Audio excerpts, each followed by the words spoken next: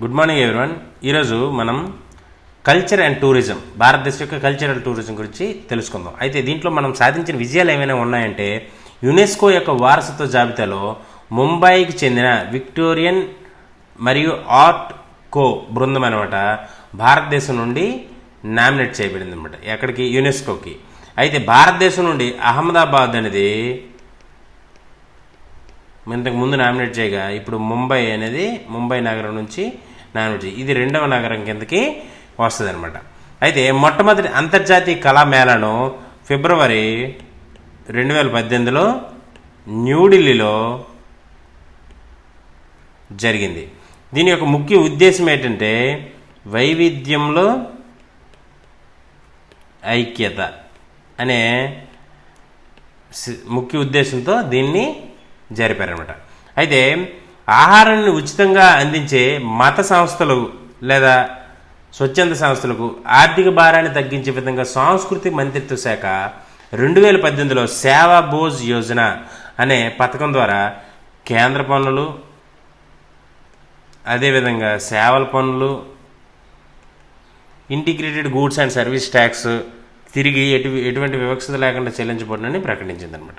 ఇక గురునానక్ యొక్క 550వ జయంతిని అంతర్జాతీయంగా తగిన రీతిలో భారతదేశంలో జరుపుకుందనమాట.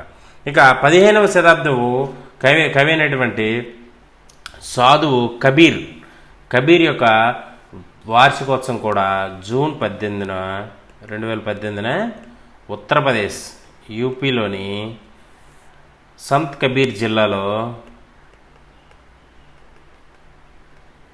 మాగార్లో జరిగిందనమాట.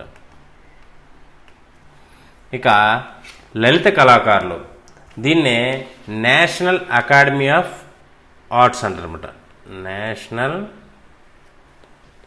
అకాడమీ ఆఫ్ ఆర్ట్స్ అంటారనమాట.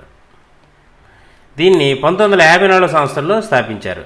ఈ లలిత కళా అకాడమీ భారతదేశంలో విజువల్ ఆర్ట్స్ రంగంలో ప్రభుత్వ అత్యున్నత సాంస్కృతిక సంస్థ అనమాట. ప్రభుత్వం తొలగిది అత్యున్నత సాంస్కృతిక సంస్థ. అయితే ఇది స్వయం ప్రతిపత్తి కలిగిన సంస్థ.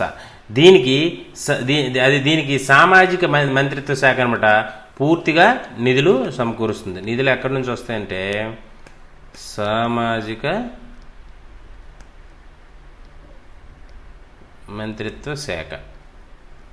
ఇక సంగీత నాటక అకాడమీ గురించి తెలుసు. సంగీత నాటక అకాడమీ అనేది దీన్ని ఈ భారత జాతీయ అకాడమీ, సంగీత నాటక అకాడమీ, భారత జాతీయ అకాడమీ అనమాట సంగీత నాటక అకాడమీని సంగీతం, నృత్యం, నాటకంలకు మార్గదర్శకంగా ఏర్పాటు చేసింది అనమాట ఈ భారత జాతీయ అకాడమీ. 1961 సంవత్సరంలో Sangeet Natak academy society registration act అనేది 1860గా, అంటే సొసైటీ రిజిస్ట్రేషన్ యాక్ట్ 1816 బేస్ చేసుకుని 1961లో ఇది ప్రభుత్వ సమాజం పునర్మించింది అనమాట. అయితే సంగీత నాటక అకాడమీ ప్రఖ్యాత కళాకారులకు ఏటా ఇచ్చే సంగీత నాటక అకాడమీ అవార్డులు పండితులు, అదేవిధంగా కళల రంగంలో అత్యుత్తమంగా ఈ పండితులు అనమాట ఈ ప్రదర్శన కళల రంగంలో ఈ అవార్డుని అత్యుత్తమంగా భావిస్తారన్నమాట. ఇక 1954 సంవత్సరంలో జవహర్లాల్ నెహ్రూ మణిపూర్ డ్యాన్స్ అకాడమీలోని ఈ జవహర్లాల్ నెహ్రూ మణిపూర్ డ్యాన్స్ అకాడమీ అనేది మణిపూర్లోని ఇంపాల్లో ఉందన్నమాట. ఇది డ్యాన్స్ నిమిత్తం, దేని డ్యాన్సు? మణిపూరి డ్యాన్స్ నిమిత్తం ఏర్పాటు చేశారన్నమాట. ఇక అకాడమీ ప్రాముఖ్యత కలిగిన ప్రాజెక్టులను 1991లో కేరళలో కుట్టియం థియేటర్లో ఒకటి, అదేవిధంగా 1994లో ఒడిశా, జార్ఖండ్, వెస్ట్ బెంగాల్ రాష్ట్రాల్లో ఈ అకాడమీ ప్రాముఖ్యత కలిగిన అకాడమీ ప్రాముఖ్యత కలిగిన ప్రాజెక్టులను ఏర్పాటు చేశారు. ఇక నేషనల్ స్కూల్ ఆఫ్ డ్రామా, ప్రపంచంలోనే ప్రముఖ థియేటర్లలో, అంటే ఈ థియేటర్లు కలిగిన సంస్థల్లో ఒక ప్రముఖమైనది ఈ నేషనల్ స్కూల్ ఆఫ్ డ్రామా అనమాట. దీన్ని భారతదేశంలో 1959 సంవత్సరంలో సంగీత నాటక అకాడమీ నుంచే స్థాపించబడింది అనమాట. ఇక 1975 తర్వాత స్వయం ప్రతిపత్తి గల సంస్థ కింద మారి దీనికి నిధులు సాంస్కృతిక శాఖ నుంచి దీనికి నిధులు అనమాట సాంస్కృతిక శాఖ నుంచి వస్తున్నాయి అనమాట. ఇక 1998 నుండి ఈ school national school of drama అనేది ప్రతి సంవత్సరం జాతీయ థియేటర్ ఫెస్టివల్ని నిర్వహిస్తుంటుంది అనమాట. ఈ ఫెస్టివల్ని జాస్నే బాజ్పాన్ అని అతను నామకరణం చేశారన్నమాట. ఇక సాహిత్య అకాడమీకి వచ్చినట్లయితే ఈ సాహిత్య అకాడమీ భారతదేశం యొక్క నేషనల్ అకాడమీ ఆఫ్ లెటర్స్ దీనిని గుర్తించిందనమాట. అయితే భారతదేశంలోని 24 భాషల్లోన ఈ 24 భాషల సాహిత్యాన్ని ఈ సాహిత్య అకాడమీ ప్రోత్సహిస్తుంది. ఈ సాహిత్య అకాడమీ 3 రకాల పత్రికల్ని విడుదల చేస్తుంది అనమాట. అది ఏంటంటే భారత సాహిత్యం, దీన్నే ఇండియన్ లిటరేచర్ అని కూడా అంటారు. దీన్ని ఇంగ్లీష్లో రిలీజ్ చేస్తారు. అయితే ఇండియన్ లిటరేచర్ ఇది ఇంగ్లీష్లో ఉంటుంది. అదేవిధంగా సంకలన సాహిత్యం ఇది హిందీలో ఉంటుంది. ఇది సంస్కృతి ప్రతిభ ఇది క్వార్టర్లీ మ్యాగజైన్ అనమాట. ఇది సంస్కృతిలో ఉంటుంది. ఈ 2 మంత్లీ మ్యాగజైన్స్ అయితే నెలసరి పత్రికలు అయితే ఇది త్రైమాసిక పత్రిక అనమాట. అయితే భారతీయ రచనలపై ఈ అకాడమీ ప్రతి సంవత్సరం ఫెస్టివల్ ఆఫ్ లెటర్స్ను నిర్వహిస్తుందన్నమాట. ఇక అకాడమీ స్థాపించిన సాంస్కృతిక పురస్కారాలు ఏమైనా ఉన్నాయంటే ఈ అకాడమీ గుర్తించిన 24 భాషల్లో సాహిత్య అకాడమీ అవార్డు, అంటే 24 భాషల్లో అత్యుత్తమ సాహిత్య పుస్తకంకు సాహిత్య అకాడమీకి అవార్డు అనేది లభిస్తుంది అనమాట. అయితే అకాడమీ గుర్తించిన భాషల్లో గణనీయమైన కృషి చేసిన రచయితలకు, పండితులకు, సంపాదకులకు, సేకరించే వారికి మరియు ప్రదర్శకులకు, అనువాదకులకు భాషా సమ్మాన్ అనే పథకం అనేది ఇవ్వబడుతుంది, పథకం కాదు.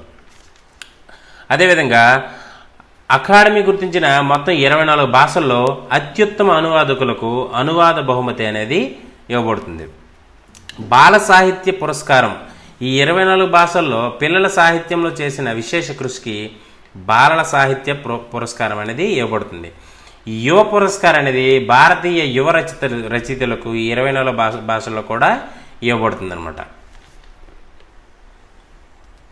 Indira Gandhi national centre for the arts IGNCA అంటారన్నమాట. అయితే ఇది ఒక జాతీయ పరిశోధన కేంద్రం. ఇది అన్ని కళల్లో శాస్త్రీయ, జానపద, వ్రాతపూర్వక మరియు మౌఖిక, పురాతన మరియు ఆధునిక అనుభవాన్ని కలిగి ఉంటుందన్నమాట. అయితే ఇది కూడా సాంస్కృతిక మంత్రిత్వ శాఖ ఆధ్వర్యంలో ఢిల్లీ కేంద్రంగా పనిచేయి ఒక స్వయం ప్రతిపత్తి గల ఒక సంస్థ అనమాట. ఇక CCRT centre for culture resources and training, దీన్నే సాంస్కృతిక వనరులు మరియు శిక్షణ కేంద్రం అని కూడా అంటారు. దీన్ని 1979లో ఏర్పాటు చేశారన్నమాట. అయితే ఇది ఒక స్వయం ప్రతిపత్తి సంస్థ. దీని యొక్క ప్రధాన కార్యాలయం అనేది ఢిల్లీలో ఉంది. ఇది ఒక స్వయం ప్రతిపత్తి సంస్థగా విద్యను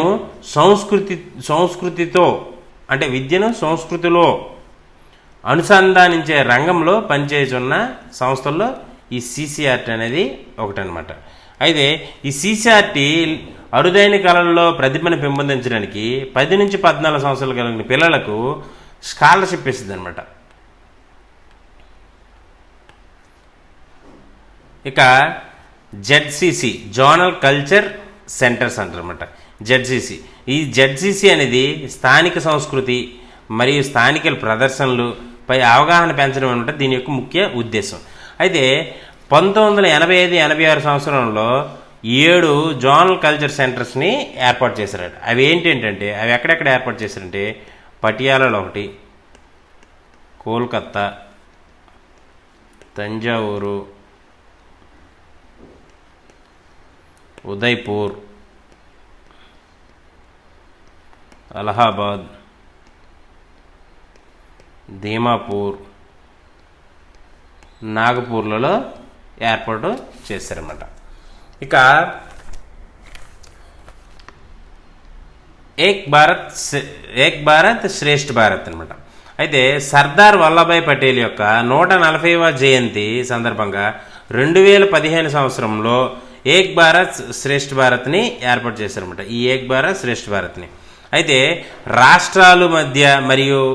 రాష్ట్రాలు కేంద్రపాలితల మధ్య ఏడాది పొడుగున ప్రణాళికాబద్ధమైన లోతైన నిర్మాణాత్మక లక్ష్యాలుగా జాతీయ సమైక్యతను స్ఫూర్తిని ప్రోత్సహించడమే ఈ పథకం యొక్క ముఖ్య ఉద్దేశం అన్నమాట.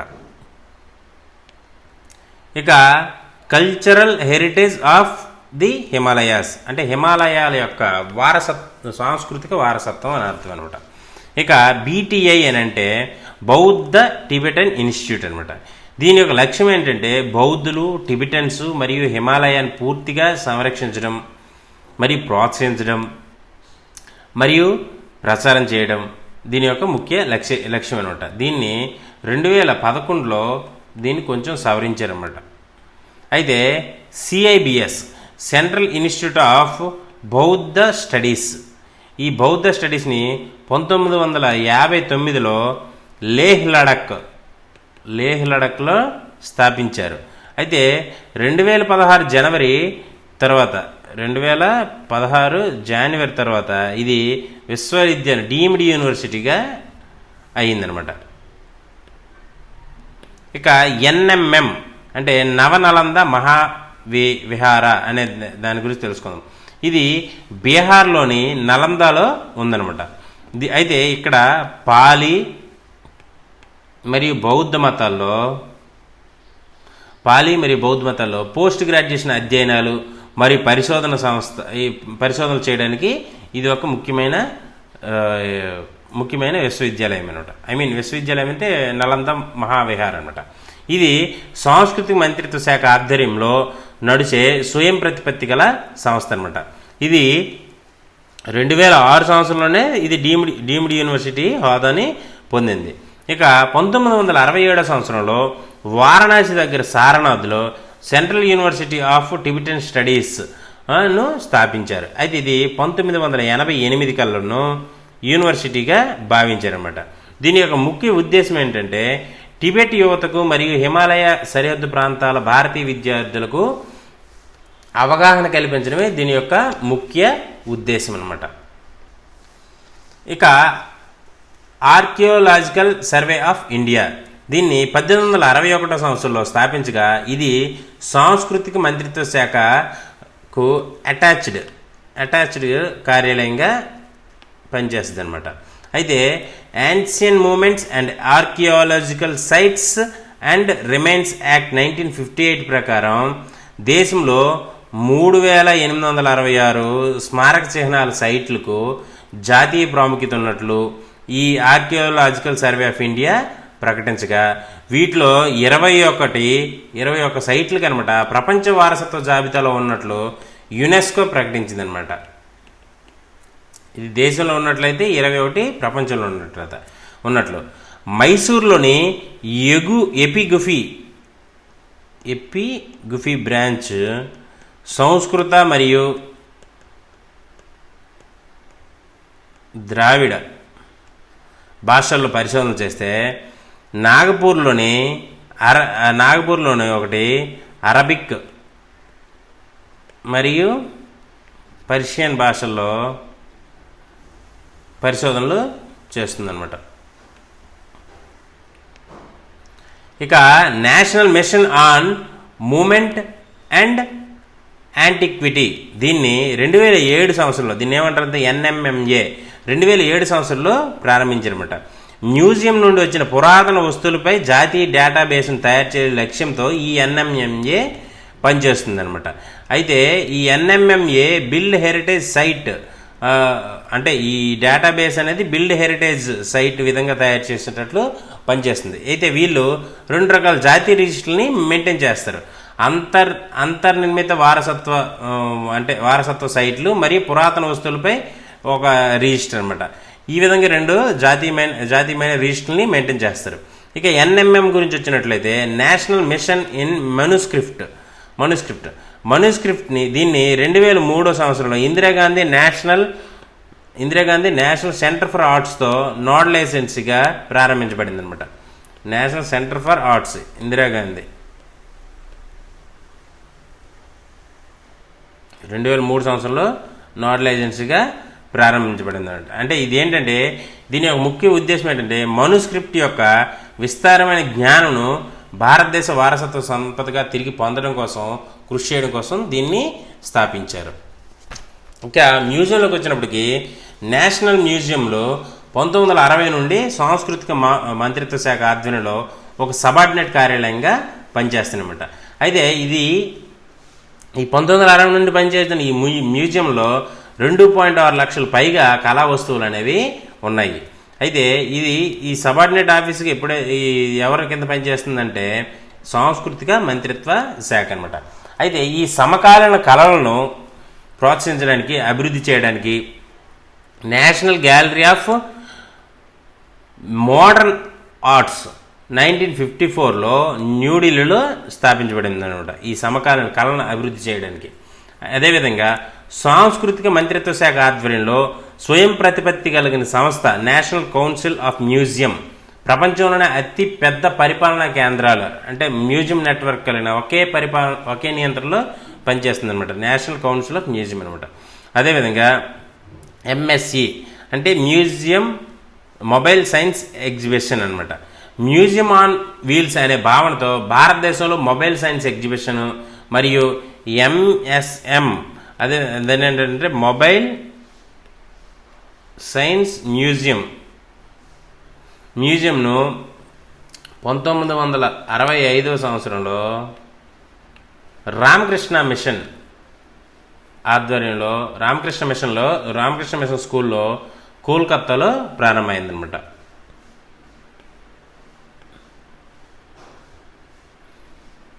అనంతరం 1921 సంవత్సరంలో క్వీన్ విక్టోరియా జ్ఞాపకార్థం వైస్రాయ్ లార్డ్ కర్జన్ అనమాట VMH అంటే విక్టోరియా మెమోరియల్ హాల్ ఆఫ్ కలకట్టాను స్థాపించారు. ఇది 1921లో స్థాపించగా 1935కి భారత ప్రభుత్వ చట్టం ద్వారా జాతీయ ప్రాముఖ్యతను కలిగి ఉందన్నమాట. అయితే భారతదేశంలో ఏకైక మ్యూజియం విశ్వవిద్యాలయము national museum institute of history arts conservation and మ్యూజికాలజీని న్యూఢిల్లీలో నేషనల్ మ్యూజియం ఫస్ట్ ఫ్లోర్లో పనిచేస్తుంది అనమాట. ఎక్కడ పనిచేస్తుందంటే న్యూఢిల్లీ ఫస్ట్ ఫ్లోర్లో పనిచేస్తుంది. అయితే ఇది సాంస్కృతిక పరిశోధన విభాగం యొక్క సబార్డినేట్ కార్యాలయంగా కూడా ఇది పనిచేస్తుంది అనమాట. ఇక సాంస్కృతిక పరిశోధన విభాగం యొక్క సబార్డినేట్ కార్యాలయంగా ఇది పనిచేస్తుంది. అయితే 1976 సంవత్సరంలో national research laboratory for cultural property స్థాపించగా దీన్ని సైన్స్ అండ్ టెక్నాలజీ విభాగం భారత ప్రభుత్వం శాస్త్రీయ సంస్థగా గుర్తించబడింది అనమాట. అంటే ఇది ఎవరి చేత అంటే సైన్స్ అండ్ టెక్నాలజీ విభాగం చేత భారత ప్రభుత్వం యొక్క శాస్త్రీయ సంస్థగా గుర్తించబడింది. ఇక ఆంథ్రోపాలజికల్ సర్వే ఆఫ్ ఇండియా దీని యొక్క ప్రధాన కార్యాలయం కలకత్తాలో ఉంది. ఇది సుమారు 60 సంవత్సరాల కంటే ముందు భారత జాతీయ జనాభా యొక్క జీవ సాంస్కృతిక లక్షణాలను అధ్యయనం చేయడం కోసం ఏర్పడిన ఒక ప్రత్యేక సంస్థ ఏదైనా ఉందంటే ఆంథ్రోపాలజికల్ సర్వే ఆఫ్ ఇండియా అనమాట. ఇక నేషనల్ ఆర్కైవ్ ఆఫ్ ఇండియా భారత ప్రభుత్వం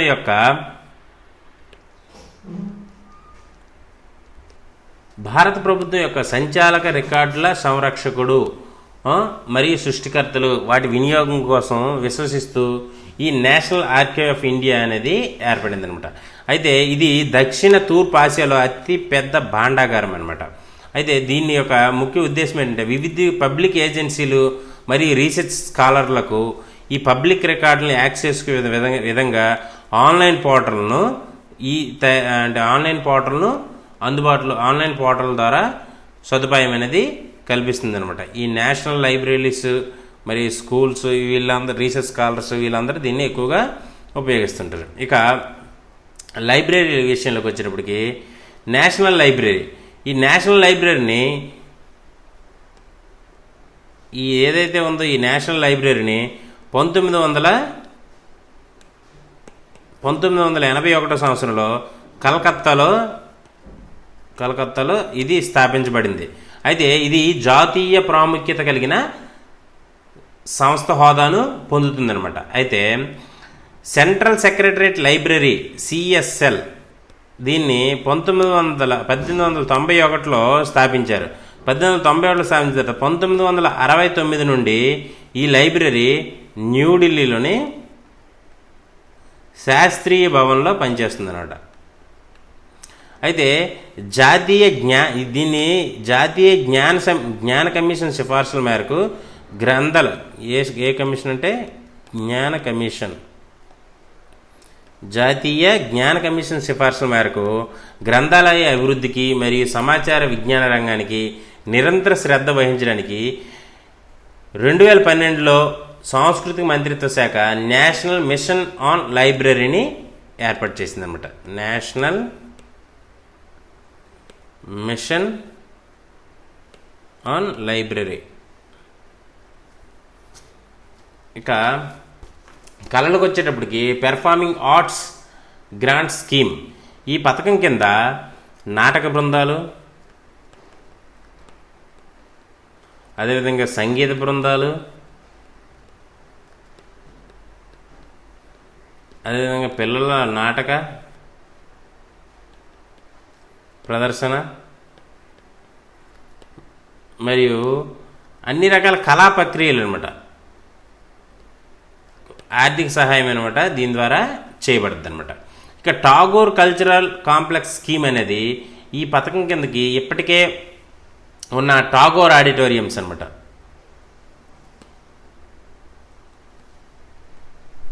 ఈ టాగోర్ ఆడిటోరియం యొక్క ఆధునీకరణ మరియు అప్గ్రేడేషన్ కొరకు వివిధ కొత్త ఆర్థిక సముదాయాల ఏర్పాటుకు ఈ ఆర్థిక సహాయం చేయడం కోసం ఈ టాగోర్ కల్చరల్ కాంప్లెక్స్ స్కీమ్ అనేది ఉపయోగపడుతుంది. ఇక గాంధీ హెరిటేజ్ సైట్ మిషన్ అంటే దీన్ని 2013 సంవత్సరంలో మాస్టర్ జాబితా నుండి